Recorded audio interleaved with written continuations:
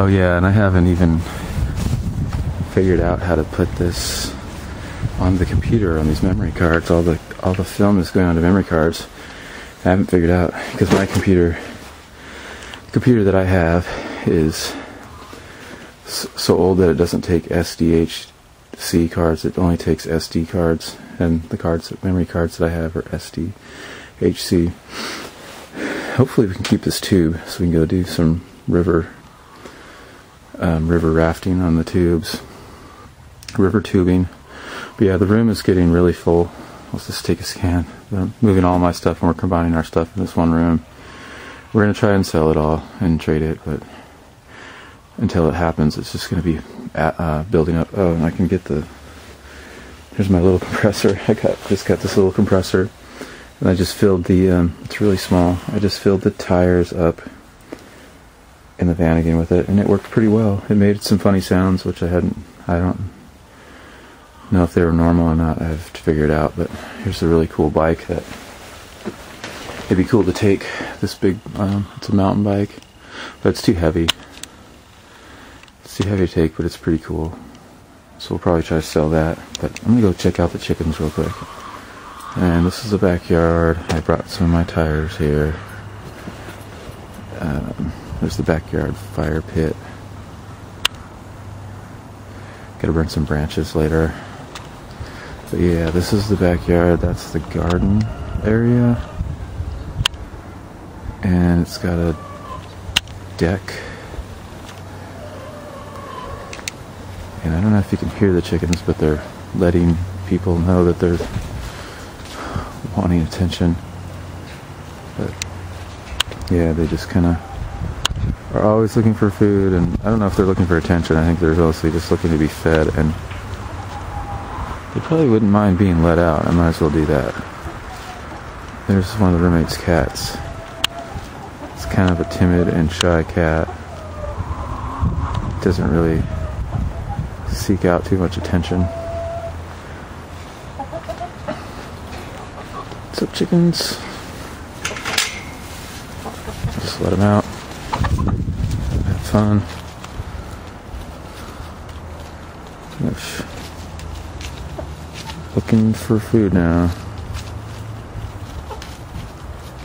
That one's the noisy one. The black one is always in there whining, and then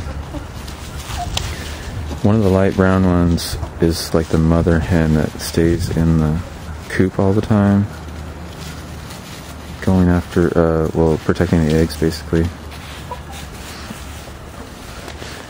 And let's see here if I can get a shot of any eggs today. I'm not even quite sure. There's like, oh god, there's like a whole bunch of boxes, and well, I relinquished my chicken duties like a year ago because I said they were too much and we're too busy, and there's too many of them. But yeah, Laura's still doing it, still doing the chicken thing, so she's supposed to be pulling them out, the eggs out, and it looks like there's about 15 eggs in there, so I'm going to pull them out here in a minute. And I don't have the camera in my hand, but they're producing eggs pretty well. Probably, well, there's 6 chickens, 2, 4, yeah, there's 6. They probably produce 5 or 6 eggs a day, maybe. So go ahead and tear up the yard. All the plants are so fragile anyways, they're not doing that well because the yard's pretty shaded. So we pretty much want to cut all the trees down. The trees are huge. There's one right here. Oh, this one right here. And it's gonna fall on somebody's garage, like the neighbor's garage or something. It's just absolutely huge. And then that I think is like a common one, like a maple, and then this one's a yellow locust. or golden locust or something. It's got big, huge thorns on it. And yeah, I actually like it. It's got a lot of rot on the bottom. Because, well, I was doing some yard work last fall and peeled back this bark. Had a bunch of ants in it, and this is essentially the trunk of the tree is dead. For at least all around the bottom, outside. I don't know how far inside the rot goes, but it needs to be taken down because it's just pretty much going to fall down at some point. And I'll probably take out some neighbors' stuff, and you know that would not be good. Here's the compost pile. It's mostly leaves and pine needles, some kitchen waste, potting soil, branches and stuff. Here's some little planters that we found on the roadside. They're like plastic 55-gallon drums that we cut in half. Or no, somebody else cut in half. We found them this way. But Laura painted them brown. They were blue, as you can see on the inside. But it's got like, I think those are like radishes, and then that little orange thing is like a cabbage thing. Looks like there's some green cabbage, onions, that purple thing I don't know, and then that big green leafy thing is like a rutabaga or something. It's a pretty cool barbecue. It's one of those charcoal ones, barrel style, that's really nice, professional one. We have a refrigerator out on the deck, which is awesome. But it runs a lot less than being inside. But they're all grouping together, so that's cool. They're easy to film right now. 2, 4, 6. They're all together. I mean, I kind of hope that they don't tear up the plants, just because I like plants to live. But we might. It's pretty sparsely grassed throughout the yard, anyways. We're going to be throwing out seed later on, but hopefully they're smart enough too to just know just to get the dirt and look for the insects underneath the dirt and stuff.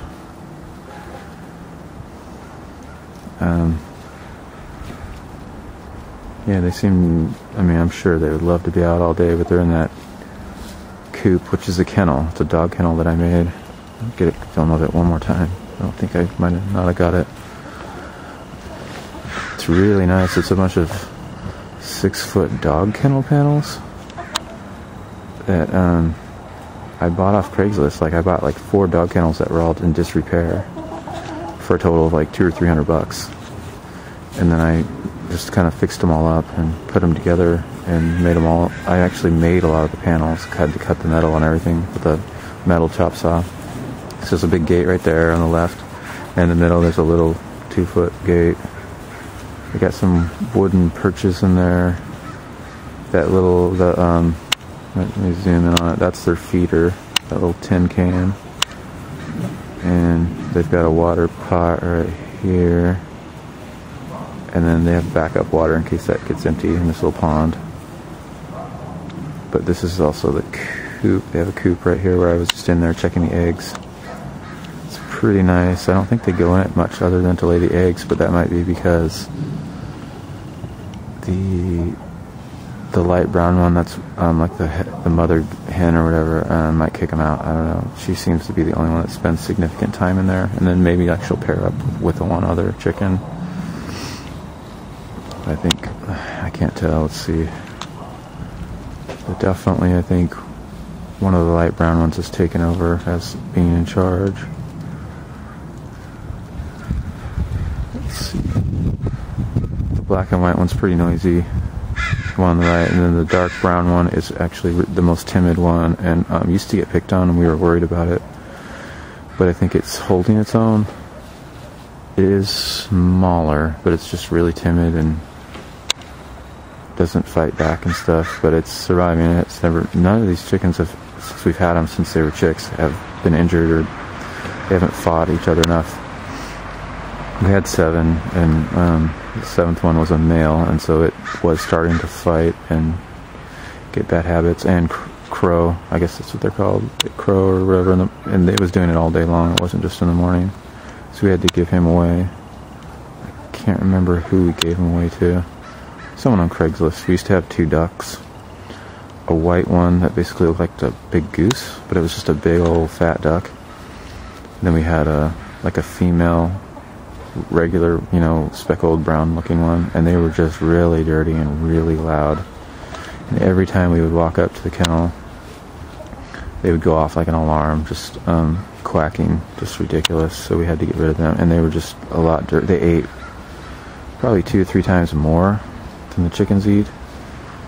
And they were bossy, like they were just pushing the chickens around. We were worried, but we got the ducks for free when we first got them, and we got them.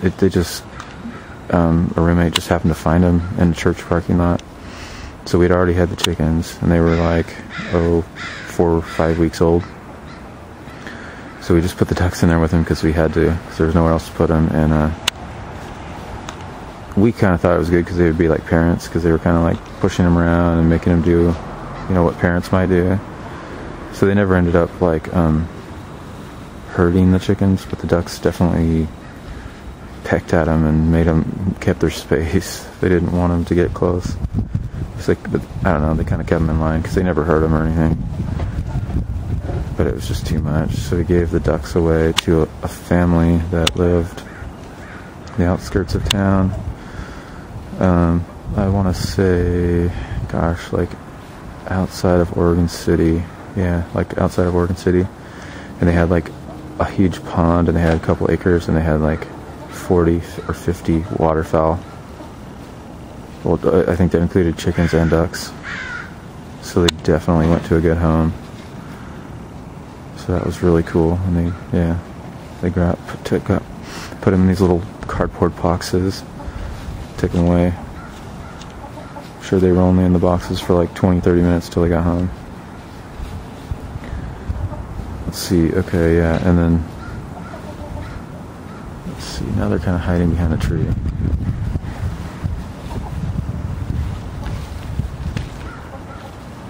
Oh, my favorite one is the white and brown speckled one right there. It looks cool, and that one was actually, we bought all the other ones from a store, from Wilco Farm Store, and then we got this guy for free off Craigslist from somebody in Sandy, Oregon, who had too many chicks, and they just didn't want them anymore. So this one was actually like a week older. It was bigger when we got it, maybe a couple days older, hatched, and it was a lot bigger. It's actually probably the smallest one. I think even the dark brown one's bigger than it now, but I really like it. It's just all around. It doesn't make a lot of noise. It's actually the least scared of you. It lets you come up and grab them and everything and pick them up. And the other ones get more scared and run away. But I've always liked that one because I just thought the colors looked better. They definitely know what they're doing. Tearing stuff up, trying to find any kind of food. I guess I'll just let them run around and go do my other stuff because, well, I've never seen them fly, and then there's one gate to get out of here, and I'm going to be over by the gate, and I don't know. I hope a roommate doesn't show up and let the 3 dogs out, the 3 chihuahuas. Maybe I'll start burning some sticks right now, because I'm cutting down the tree in the front yard, so I got a bunch of sticks right here from it. They just need to go. But really all the trees need to go because they're just kind of a safety hazard. And it's incredibly hard to rake all the leaves up. We put the leaves over the garden bed, and they were just like truckloads and truckloads of leaves. There's that. These are like 3 raised beds that are like 50 feet long, covered with leaves. Oh yeah, we put leaves in the coop that the chickens like to pick through because it still had bugs and slugs on it and stuff, and then we mixed it with hay. So we built it up really nicely so that there's not going to be any puddling of water. As you can see, it's higher than the ground level, the hay and leaf mixture, so it keeps them drier. Even though there's a roof, the water still seeps in. But yeah, and then there's this